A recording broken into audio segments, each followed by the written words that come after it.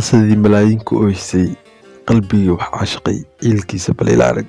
waa qisadii Qays iyo Layla.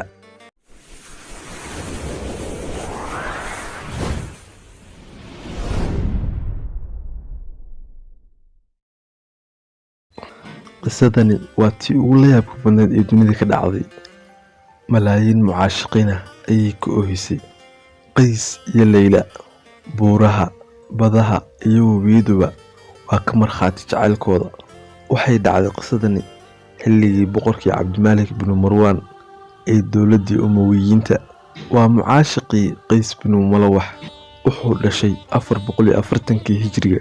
waxa uu ku soo barbaaray maskax badnaan iyo fariidnimo. aabihii wuxuu ka dhaxlay gabayga carabta iyo waxa uu aabihii baray garashada xidigaha iyo guuraha habeenkii. tanina waa saaxiibadiisii Layla bintu Mahdi. iyaduna waxay dhalatay 444kii hijriga oo 4 sannadood ayaa Qays ka weynaa. Layla ayaa ahayd gabar la soo barbaartay qurux badnaan iyo 2 indhood oo dadka sixraaya. dhererkeeda iyo jirkeeduna wuu isu dheelitiraa. waxay u dhalatay caddaan iyo qurux.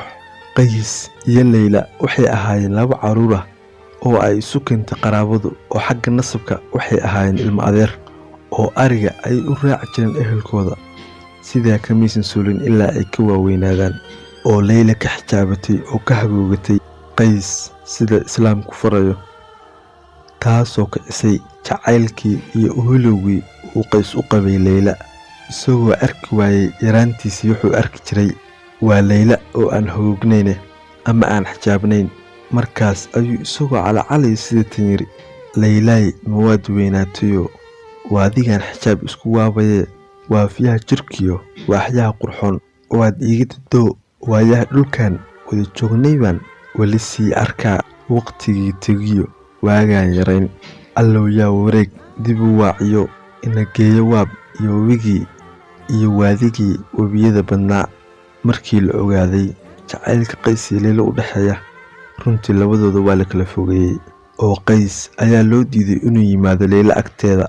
haddana iyada oo aysan carabtu u aqoon ceeb in wiil gabar ay sheeka dhex marto, Qays waxaa soo food saaray murugo oo waxaa saameeyey fogaanshiyaha laga fogeeyey Layla iyo jacaylka ballaaran ee uu qabo. markaas ayaa uu Qays waxa uu bilaabay in uu ka fogaado ehelkiisii iyo waddankiisiiba, oo waxa uu la saaxiibay buurihii iyo kobihii ay markay yaraayeen ariga ku raaci jireen.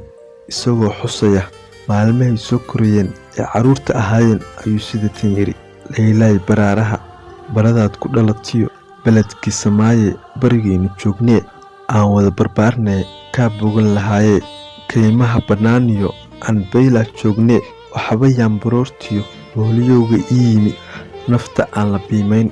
haddaba dhegeystayaal, maanta intaas ayaynu kusoo gabagabeynaynaa qaybta koowaad ee qisadii Qays iyo Layla. insha allah socod wanaagsan iyo qaybta labaad.